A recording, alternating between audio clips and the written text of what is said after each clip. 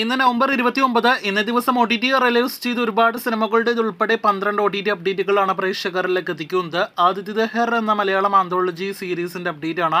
ഈ സീരീസ് ഇപ്പോഴത്തെ Manorama മാക്സിലൂടെ OTT release ആയിരിക്കുകയാണ്. പാർവതി, ഉർവശി തുടങ്ങി വലിയ താരനിര ഭാഗമായ മലയാളത്തിലെ ഏറ്റവും പുതിയ ആന്തോളജി സീരീസിന് വെറും 96 മിനിറ്റ് മാത്രമാണ് ദൈർഘ്യം. സീരീസ് കണ്ടവർ അഭിപ്രായങ്ങൾ പറയൂ. രണ്ടാമത്തേത് സിക്കന്ദർ കാ മുഖദർ എന്ന സിനിമയുടെ അപ്ഡേറ്റ് ആണ്. തമന്ന ഭാട്ടിയ നായികവേഷത്തിലെത്തിയ ഈ ഹിന്ദി സിനിമ ഇന്ന് നെറ്റ്ഫ്ലിക്സിലൂടെ OTT റിലീസ് ആയിരിക്കുകയാണ്.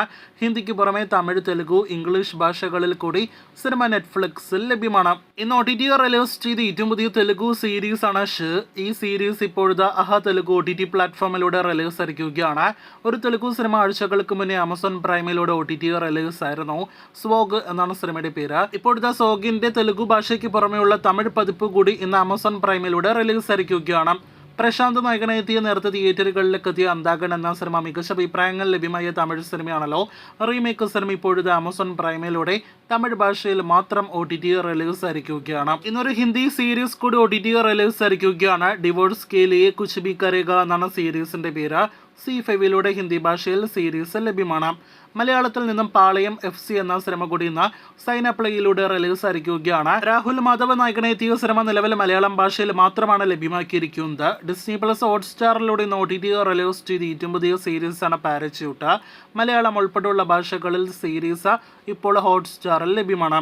ഒരു നെറ്റ്ഫ്ലിക്സിന്റെ വിദേശ സിനിമ കൂടി OTT റിലീസ് ആയിരിക്കുകയാണ്. അവർ ലിറ്റിൽ സീക്രറ്റ് എന്നാണ് സിനിമയുടെ പേര്. ഈ ചിത്രം ഇംഗ്ലീഷ്, ഹിന്ദി, തമിഴ്, തെലുഗു ഭാഷകളിൽ ഇപ്പോൾ നെറ്റ്ഫ്ലിക്സിൽ ലഭ്യമാണെന്ന് പ്രത്യേകം അറിയിച്ചുകൊള്ളട്ടെ. വീഡിയോയിലെ 10ാമത്തെ അപ്ഡേറ്റ് ദീപാവലി റിലീസായിട്ട് തിയേറ്ററുകളിലേക്ക് എത്തിയ സിനിമയുടെ അപ്ഡേറ്റ് ആണ്. അടുത്ത 3 സിനിമകളുടെ അപ്ഡേറ്റും ദീപാവലി റിലീസായിട്ട് എത്തിയ സിനിമകളുടേതാണ്. അതിലൊന്നുകൂടി ബ്ലഡി ബഗർ എന്ന സിനിമ ഇപ്പോഴത്തെ Tentkotta, simply south, Amazon prime തുടങ്ങിയ OTT പ്ലാറ്റ്ഫോമുകളിലൂടെ ഇന്ന് റിലീസ് ആയിരിക്കുകയാണ്. കവിൻ നായകനെ എത്തിയ സിനിമ സൺനെസ്റ്റ് OTT പ്ലാറ്റ്ഫോമിലൂടെ ഇന്ത്യക്ക് പുറത്തും OTT റിലീസ് ആയിരിക്കുകയാണ്. ബ്ലഡി ബഗറിനോടൊപ്പം തിയേറ്ററുകളിലേക്ക് എത്തി പരാജയപ്പെട്ട മറ്റൊരു ദീപാവലി ചിത്രം ബ്രദർ എന്ന സിനിമ കൂടി ഇന്ന് OTT റിലീസ് ചെയ്തിരിക്കുകയാണ്. ജയം രവി, പ്രിയങ്ക മോഹൻ തുടങ്ങിയവർ അഭിനയിച്ച സിനിമ C5ലൂടെ തമിഴ് ഭാഷയിൽ മാത്രമാണ് OTT റിലീസ് ആയിരിക്കുന്നത്. ദീപാവലി റിലീസായിട്ട് തിയേറ്ററുകളിലേക്ക് എത്തിയ തമിഴ് സിനിമകളിൽ എന്നല്ല, ഇന്ത്യൻ സിനിമകളിലെ വലിയ വിജയം നേടിയെടുത്ത സിനിമകളിലൊന്നുകൂടിയ അമരൻ OTT റിലീസിനായിട്ട് ഒരുങ്ങുകയാണ്.